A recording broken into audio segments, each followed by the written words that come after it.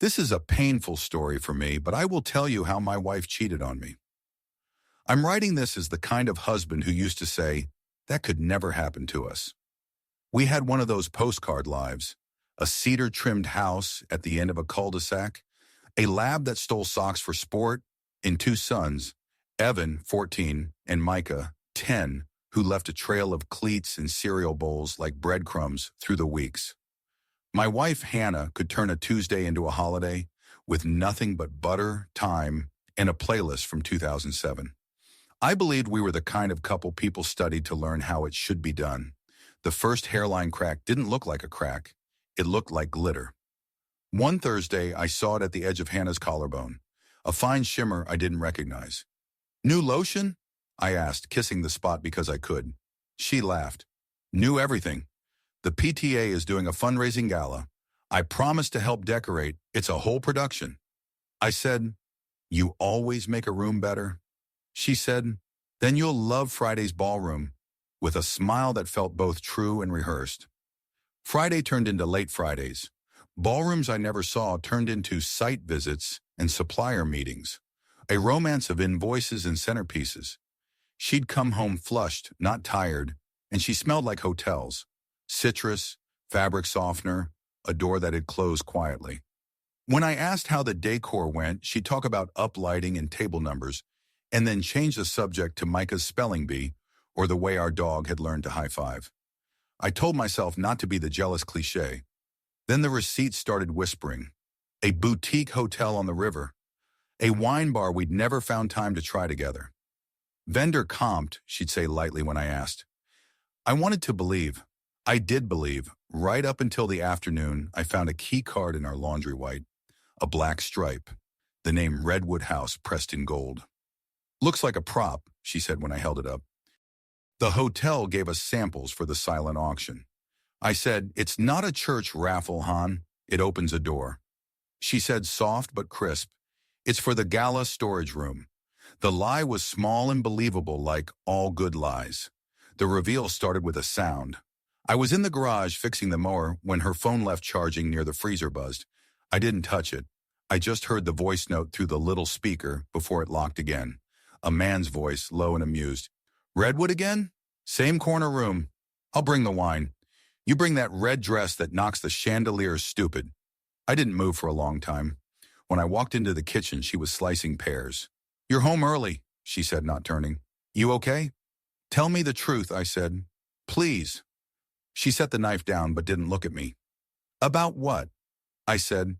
"About Redwood." She swallowed hard. Then she did this thing she always does when she's about to say something big. She touched the place on her wrist where her pulse lives. "Not here," she whispered. "Not in front of the boys?" She took a breath that sounded like she'd set a heavy box down. "Tonight, after they're asleep." We tucked the boys in like normal. Micah asked if we could camp in the yard Saturday. Evan wanted to know if I'd checked the torquedy on his bike wheel. It felt obscene that the world didn't tilt. At 10:41, we sat at the dining table like accountants. "His name is Daniel," she said, staring at the wood grain. "He's a consultant for the company that's sponsoring the gala. He noticed my spreadsheets. It started with coffee, then with talking, then with more." "More," I repeated. The word felt stupidly polite. "How long?" 3 months, she said. 4 if you count the part where I told myself it wasn't happening." "Why him?" I heard my voice come out level, like I was reading instructions to myself. "He listens like the world is a radio, and I'm the only station," she said, voice shaking. "He says I'm brilliant. He says I make rooms better." She looked up then. "I am not excusing anything. I'm trying to tell you the weather inside me." I said, "And what am I? A forecast you got bored of?" She flinched.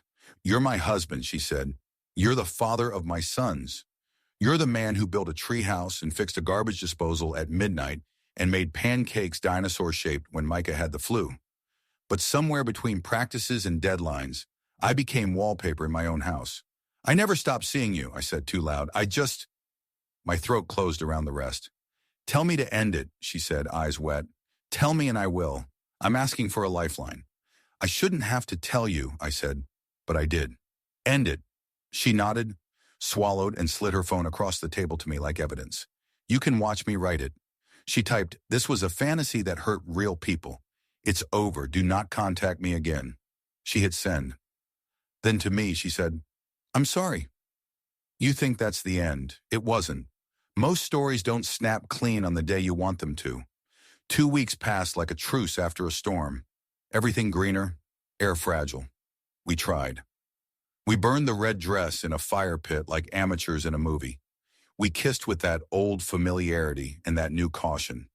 We made rules, transparency, counseling, no special projects without both of us. I set reminders to see her. I brought home peonies that looked like the inside of clouds. She held my face like I was something holy that had somehow survived. Then a manila envelope showed up addressed in block letters. To the husband. No return. Inside, a photograph of Hannah in front of a hotel elevator, hair tucked behind one ear, smile like a secret. Her hand was in Daniel's, and there was no mistaking the way his body angled toward hers. The photo had been taken 2 months ago. The timestamp said so. But tucked behind it was a note written yesterday. Missing you. I'm in town. Our room? D. I drove to Redwood House like a man trying to outrun the second time. I didn't have to argue with the front desk. Infidelity teaches you how to be invisible. I took the stairs to the 3rd floor and sat in a chair under a painting of a river until my heart stopped acting like a trapped animal. At 6:12, the elevator chimed. The doors opened. Daniel stepped out alone, looked left, right, and then at his phone. I stood. "I'm the husband," I said. He blinked. He was ordinary handsome in the way of men who never had to think about being handsome. "We should talk somewhere private," he said, as if he were soothing a stakeholder. "We're going to do it right here," I said, "where the carpet can listen." He pocketed his phone. "As you wish." "You got her to end it," I said. "Now you're trying the back door." "She wrote to me first," he said. "Said she missed the way I—" He stopped, as if he'd realized something. "No," he said slowly. "She didn't. She replied to me, yes. But the first message looked—" He showed me. "Missing you. I'm in town. Our room?" D was there. Above it, though, was a block contact named Grace, who'd forwarded him our home address with the note, "Reach out. She won't resist." I took the phone. "Who is Grace?" I asked. He shrugged. "She's the sponsor rep. She introduced us. This is going to sound paranoid. She seemed invested, like our chemistry made her proud. She'd say things like, 'See, I told you.'" "Why would she do that?" I asked, though a cold theory was already forming. Sponsorships, favors, people who want things. "I don't know," he said, "but I do know this. Your wife told me no, twice. I am the one who reached out. I won't again." The elevator opened. Hannah was there, hair damp from rain, eyes wide when she saw us. "What did you do?" she said to him, to me, to fate. "I came to end the ending," I said, "or to understand it." She looked at Daniel.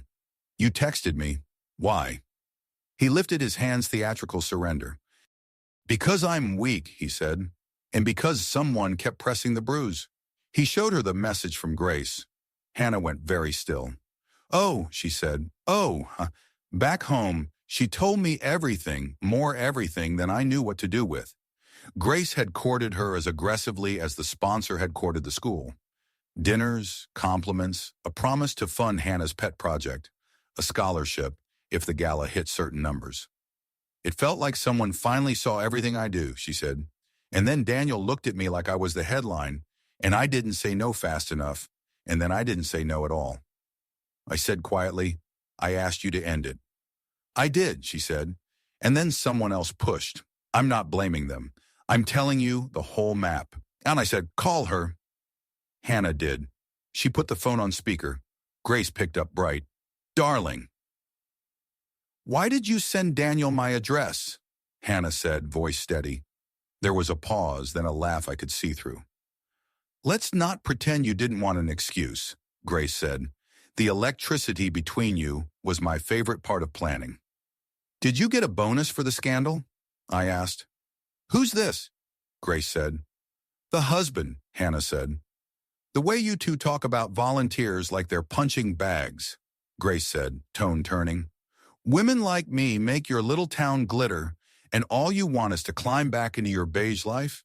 Why not have both? I said, we're done. I hung up.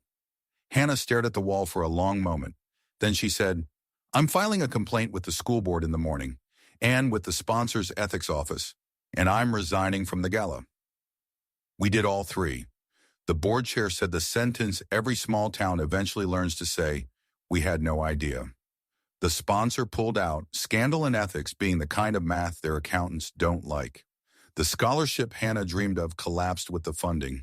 It felt like a cosmic joke. I tried to give, she said that night, and took instead. We started counseling. We set graveyard honest rules. We told the boys a version of the truth they could carry. Evan said, do I still have practice on Tuesday? Micah climbed into my lap and asked, is Mom moving out? No, I said, not today. Hannah cried quietly into a dish towel at the sink.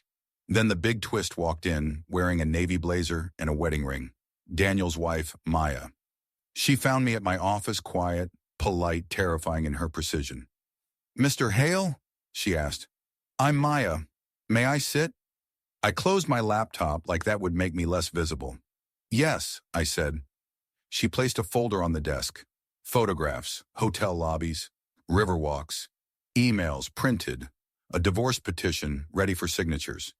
You don't know me, she said, but I know marriages that look like yours and mine. I'm not here to fight.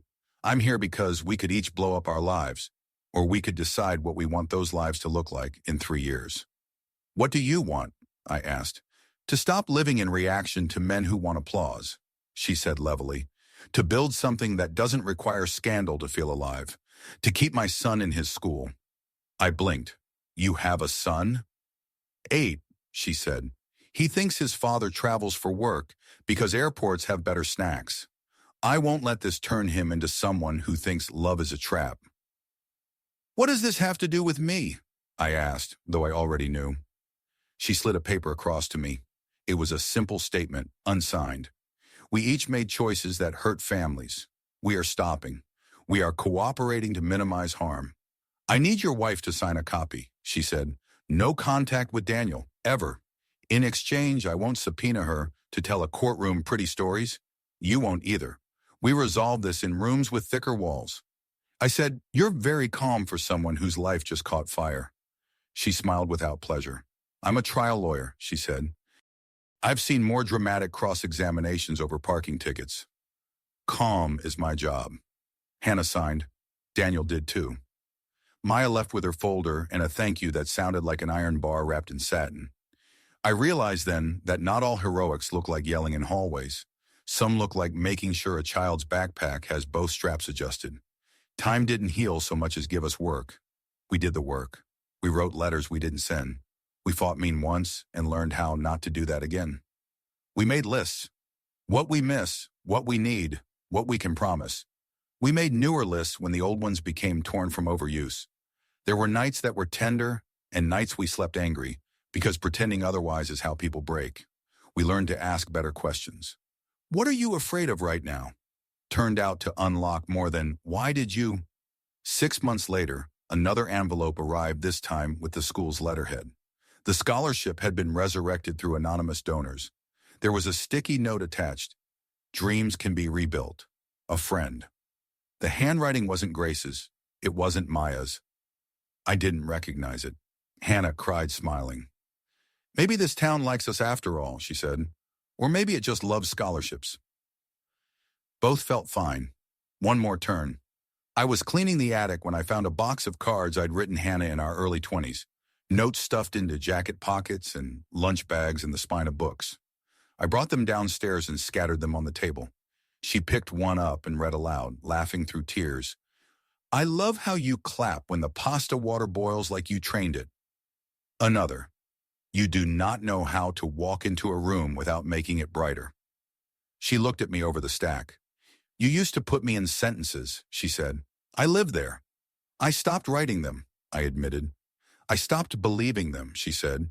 Can we do both again? I asked. I want to, she said. I'm going to need you to tell me when to take the glitter off, though, and I'm going to need you to notice when I do. Deal, I said. And if anyone texts you about chandeliers, she smiled, I'll hand them a ladder and tell them to change their own bulbs. We're not a postcard now. Postcards lie. We're a scrapbook with torn edges and scribbled apologies and a recipe for a life that tastes like something we both recognize. The other night, thunder rolled out past the fields, and the dog tried to climb under the coffee table. Micah asked, "Are we still camping on Saturday?" Evan said, "I adjusted my wheel myself. Dad, want to check my work?"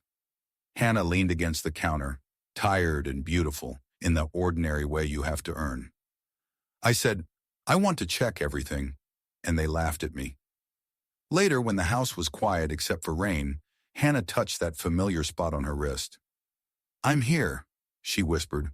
"I know," I said. "Stay." She said, "Tell me a sentence."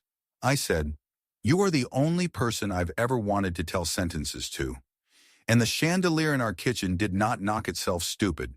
It just glowed, like a thing that's been told it's needed and decided to believe it for one more day. I didn't expect there to be a second half to this story. I thought we'd done our penance counseling. Confessions, the burning of the red dress like two teenagers who'd mistaken symbolism for carpentry. But life, I've learned, is less like a book and more like a field. You clear one patch and wind will blow seed into it again if you don't check the fence. 3 months after the scholarship was resurrected, our town's Facebook group lit up like a cottonwood in July. A post from an anonymous account at Rivertown Realist dropped a collage of screenshots, text between Hannah and Daniel, hotel receipts, a grainy photo of two people who could be anybody kissing in a parking garage. The caption was surgical. "Nice to see our PTA dollars at work. Integrity, anyone?" I stared at the screen until the words felt like ants. "Do we respond?" I asked. Hannah put the phone down like it was something that could stain. "If we fight it online, we lose," she said, voice steady in the way a person gets when they have rehearsed pain. "But I won't let someone else write our ending." We went for a walk in the slice of woods behind our subdivision while the dog hunted imaginary foxes. "Who?" I said. "Grace again?" "Grace," she said, "likes rooms where people clap. Anonymous doesn't get applause." She paused. It could be Daniel trying leverage, or someone who just likes fires. That night I wrote a letter to the board chair. "If you are asked for comment, tell the truth. Hannah resigned, the sponsor withdrew. The scholarship is now donor-funded with no strings. Here are the dates and emails. If reporters call, say words that can survive a subpoena." He replied within the hour, "We have your back." At home, we did what you do when the air gets toxic online. We made soup and called our parents and put our phones in a drawer, like two rattlesnakes we'd found indoors. After dinner, Evan closed his bedroom door and then opened it again. He hovered like a boy pretending not to need anything. "What's up?" I asked. He looked at his socks. "Did Mom do something bad?" Hannah said, "I did something that hurt people, bud. I'm trying to do better." He nodded, jaw tight. "Some guys at practice said stuff. I wanted to fight them. Coach looked at me like I'd grown a second head. I said, 'We're good at building things in my house, not at breaking.' He laughed and gave me laps. I put my hand on his shoulder. 'Thank you for not swinging.' He shrugged. I figured I could beat them with sprints." Later, after the boys were asleep, my phone buzzed with a number I didn't recognize. "Hello?" "It's Maya," she said. "The burner account is Daniel. I recognized phrasing he uses in briefs. He thinks he's subtle. I've already filed to hold him in contempt of our agreement. I'm telling you so you don't mistake noise for danger." "What do you need?" I asked. "A statement that you have no further contact," she said. "Not for court. For me. I don't sleep when I can't see the edges." "You have it," I said. "We're done with him." "Good," she said. "And for the record, your son telling those boys he builds things instead of breaking? Keep that. That's the whole trick." The next morning, the anonymous post disappeared. Whether Facebook's moderators got religion or Maya's cease and desist found its target, I don't know. Hannah exhaled like someone had taught her lungs a new word. We celebrated in the smallest way we could think of. We took the boys camping and didn't tell anyone where. On the second night, under a sky so bright it looked like it had been polished, Evan sat next to me by the fire and said, "Dad?" Yeah, I read the comments before they got taken down. He kicked a log into sparks. I thought if I could just be perfect enough at something soccer, grades it would fix the atmosphere. I said, that's not your job. I know, he said. I still tried. Hannah came to sit on his other side. That's a very adult thing to confess, she said softly. I'm sorry you thought it was yours to carry. Micah, marshmallow smeared, looked at all three of us like we were speaking a language he didn't want to learn yet. Can we not talk sad? He asked. Tell the story about the raccoon that stole the hot dogs. So I told it, with voices and false bravado, and we laughed like people who intend to keep choosing one another in rooms with no witnesses. Trust, it turns out, can be measured. Our counselor gave us a practice she called Circle Day. Every Friday after the boys were in bed, we sat at the kitchen table and asked 3 questions. What made you feel seen this week? What made you feel alone? What's one small promise we can make for the next 7 days? We wrote the answers on index cards and stuck them to the fridge like a very boring art project. The first week my card said, seen.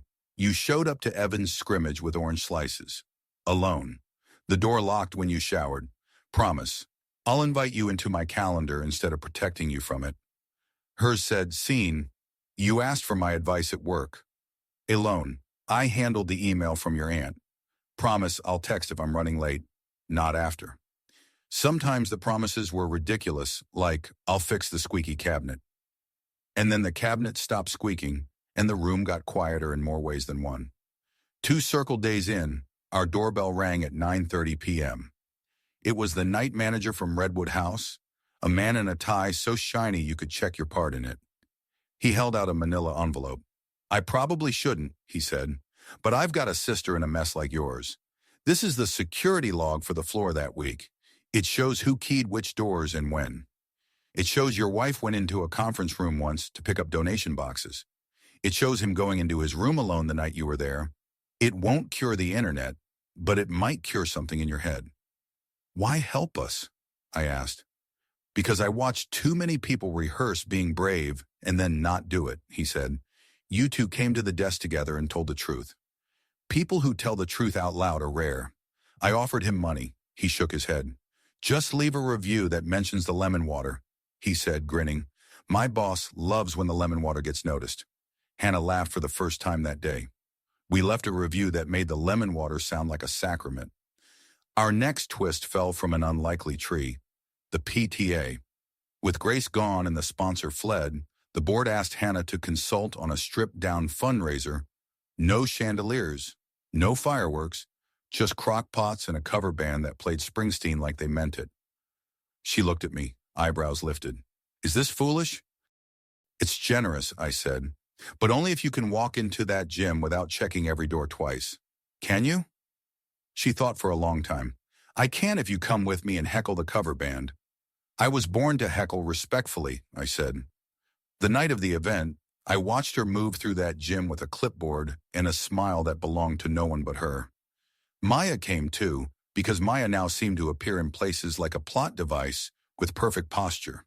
We stood by the dessert table looking like the world's politest security detail, while the band did their best with dancing in the dark. Maya said, I'm filing the final decree next week. Is that good? I asked. It's accurate, she said. My son thinks I'm a wizard because I can unjam the toaster. I'm letting that be enough for now. Daniel did not appear. Grace did alone, late, uninvited. She hovered near the gym doors like static. I watched Hannah spot her, straighten, and then walk over with the kind of calm that made my heart hammer. I'm volunteering, Grace said brightly when I joined them. I brought name tags. We're not using name tags, Hannah said, voice kind. This isn't a gala. It's a potluck. Grace's smile cooled. Of course, the small-town morality play. Hannah took a breath. Grace, I wish you well, truly, but you don't get to use my life as a prop. She pointed to the exit in the gentlest way a person can point. There's a different room waiting for you somewhere. I hope you find it. Grace held my gaze for a long beat, looking for a crack to pour salt into. There wasn't one she could reach. She left. The cover band hit the chorus like salvation. Then came the accident. Not the kind that permanently changes a life, the smaller, localized kind that reveals what people are built of. Evan was hit by a car on his bike a block from our house. The driver stopped, panicked, and called 911. By the time I sprinted to the intersection, a crowd had formed like guilt. Evan's leg looked wrong. He was pale with the kind of calm that means your body has borrowed all your blood for important tasks. "Dad," he said through his teeth, "this hurts." I said, "I know, bud, I've got you." I didn't. The EMTs did. They were gentle and efficient and used voices like good coffee, strong enough to wake you without shaking your hands. At the hospital, while we waited for x-rays, Evan said, "Promise me Mom's not alone." "She's with Micah," I said. "Grandma's on their way." "We're a whole parade." He nodded. "Okay." Then, "Can I ask you something, not about my femur?" "Shoot. Do you believe her? Not just in public. In your head, do you?" The question landed like a weight and a gift. "Some days I do," I said. "Some days I have to work at it. I've learned that belief isn't a switch. It's more like a porch light you keep flipping on every night, even when you're tired of the dark." He studied the ceiling. "I can work with that," he said. The leg was broken but mended by 2 screws that offended Evan's pride and fascinated Micah. Our fridge filled with casseroles like we'd had a funeral. We wrote thank you notes at the kitchen table. Our house turned into a command center of gratitude. One afternoon, I found a small card beneath a dish of lasagna. No signature, just a line in neat cursive. "Forgiveness is keeping the door open just wide enough for change to fit." I put it on the mantel. The dog knocked it down. I put it back. The dog knocked it down again. It felt like a sermon. A year to the day after the elevator confrontation, we did something that would have embarrassed younger versions of ourselves. We renewed our vows on our back deck with the boys as witnesses and our neighbor officiating in an apron because she'd been grilling before we texted. No matching outfits, no flowers. The dog barked through Micah's reading of 1 Corinthians like he was protesting punctuation. Hannah went first. "I said yes to a fantasy," she said. "Then I said yes to the truth. I will say yes to the truth for as long as I have a mouth." She looked at Evan and Micah. "And I will never ask my sons to hold what belongs to their parents." I went second. "I thought fidelity was a lack of mistakes," I said. "It turns out fidelity is a set of daily verbs. See, tell, stay, repair. I will do the verbs." The son did a showy thing with the neighbor's birch. The dog finally shut up. After we kissed, Micah said, "Can we have cake for dinner?" And we did, because sometimes wisdom is small and covered in frosting. Last week I ran into Maya at the grocery store. She had a cart full of juicer stuff and a look that said a judge had just ruled in her favor on something large. "How are you?" I asked. "Between chapters," she said. "It's not dramatic. It's the sound a house makes when it settles." I said, "Thank you for your calm." She smiled. "You've both gotten loud where it matters and quiet where it counts. That's rare." As she turned to go, she said, "Tell your wife the anonymous donor wanted no credit, but in case it eases the air at home, the scholarship, it was my firm. Consider it professional respect." I texted Hannah from the parking lot. Maya funded the scholarship. Hannah wrote back, "People are better than plots. Come home. I made stew." So here we are. Not a postcard still, more like a map with coffee rings and fingerprints. Some nights we fall asleep with a hand on the other's wrist, feeling for the pulse like pioneers checking a flame. On circle days, our promises are smaller now and truer. "I'll answer the phone when you call, even if I'm in the middle of something. I'll tell you when I'm lonely, not after." We keep them most weeks. The weeks we don't, we start again. A storm moved through last night and left the yard in a mess of white twigs and honest air. This morning I poured Hannah coffee and said, "Thank you for staying." She said, "Thank you for asking me to." I looked at my sons, arguing amiably about whose turn it was to let the dog out. I looked at the woman who once lit a chandelier with a dress and now lights our kitchen by opening the curtains half an hour earlier.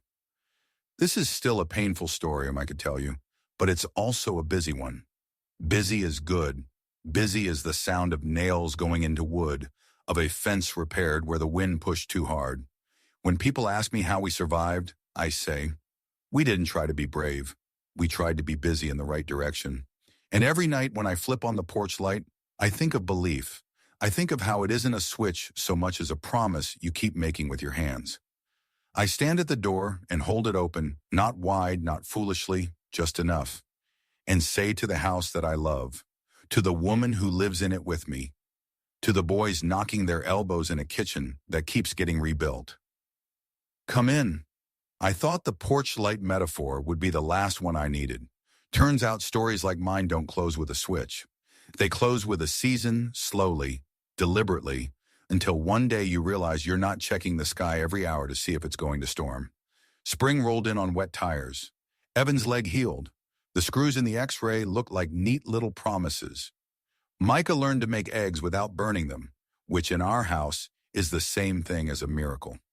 Hannah planted tomatoes along the fence line and labeled each stake in her tidy hand. Roma, cherry, sun gold. I built a shallow bed for herbs and cut it a little too straight, and then when she laughed, I felt the kind of relief that tastes like cold water.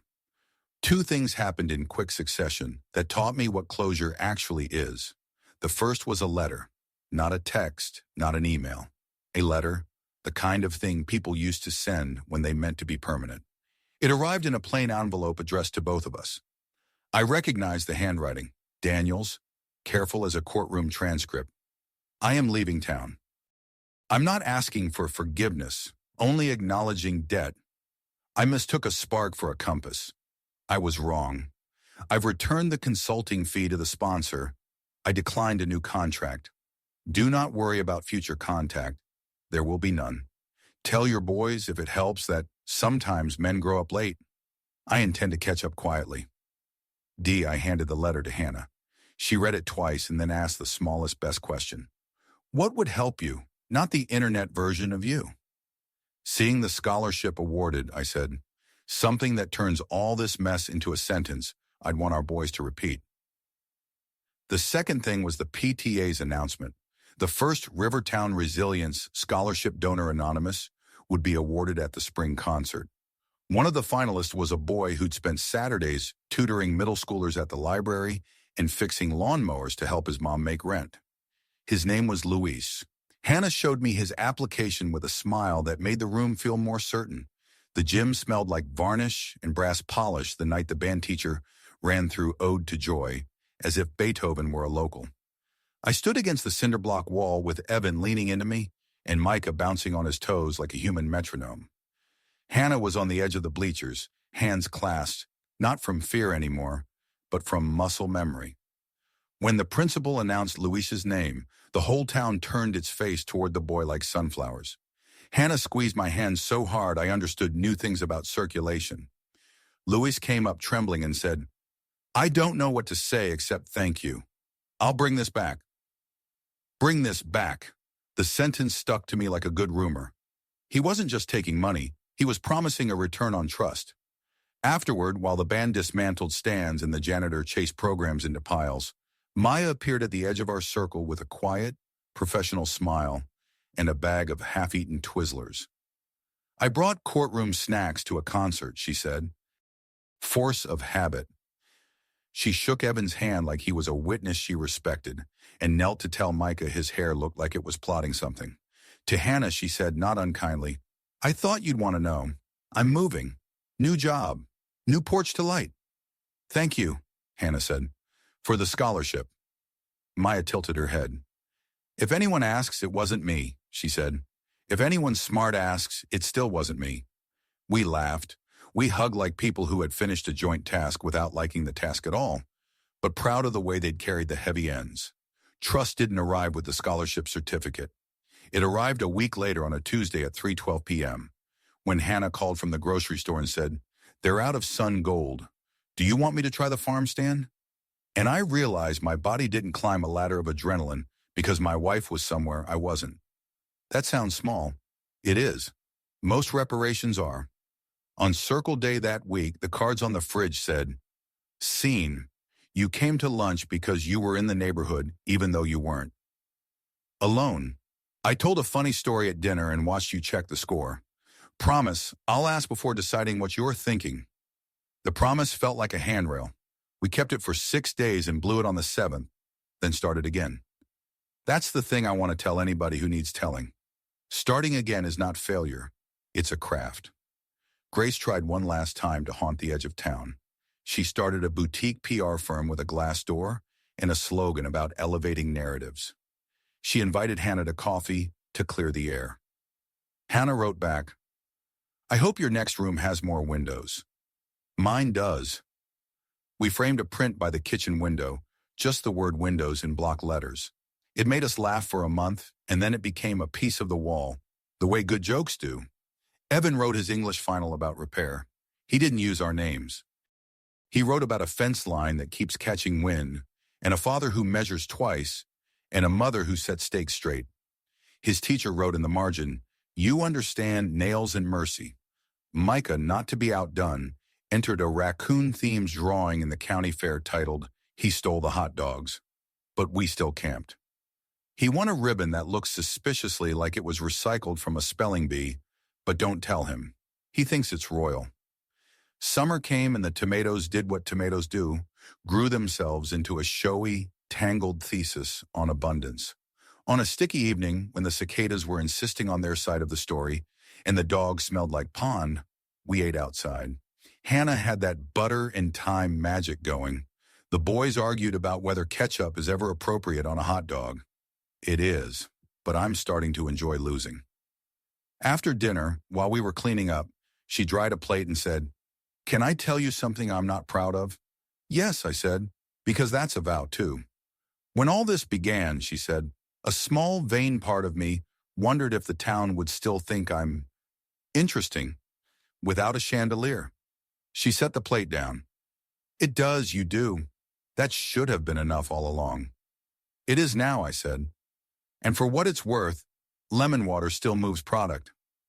She laughed in that way I used to think was for other people. "Tell me a sentence," she said. I looked at her hair going gold with the light and said, "You clap when the tomatoes turn, like you taught the sun the trick." "I do," she said, mock proud. "It only obeys me on weekends." We tucked the boys in. Evan left his door open because he's at that age where independence borrows comfort without asking. Micah asked for the raccoon story, but make it sophisticated. I did my best and failed, which made him happier than success would have. Then Hannah and I went out to the porch. I turned on the light. The night did not test the switch. I realized I hadn't thought about the hotel in weeks, not in the way that steals your spine. I thought instead about index cards and tomatoes, and a boy named Luis who would bring this back. "Do you forgive me?" she asked, not for the first time. Not like a demand, but like a habit she was trying to break gently. "I forgive you today," I said. "I'll let you know about tomorrow when we get there." "That's the truest thing we've said," she answered. The dog huffed at a squirrel that had no interest in being a lesson. The wind moved through the cottonwoods like an apology practiced until it became a song. Somewhere a neighbor's TV laughed. Somewhere else a baby cried. Our town did what small towns do. It kept going. If you ask me now to finish the sentence I began, for me this is a painful story, but I will tell how my wife betrayed me. I'd add a clause. I'd say, and how we learned to betray our worst instincts instead. We learned to betray the urge to dramatize what was ordinary and to ignore what was vital. We learned to clap for boiling water and for slow, uninteresting acts of care. We learned to keep the door open just wide enough for change to fit and to close it again when the house needed quiet. When people hear pieces of our story, some tilt their heads and ask, "Would you do anything differently?" I used to say yes, and then list practicalities like a man writing a memo to his younger self. More dates, fewer screens. Watch for glitter that isn't from your home. But the honest answer is this. I would have learned earlier how to start again without theatrics. To make soup. To buy peonies. To sit on a hotel carpet and choose not to be brave, but to be busy in the right direction. Tonight when I lock up, I'll do what I always do. I'll check the windows. I'll flip the porch light. I'll listen for footsteps I know by heart.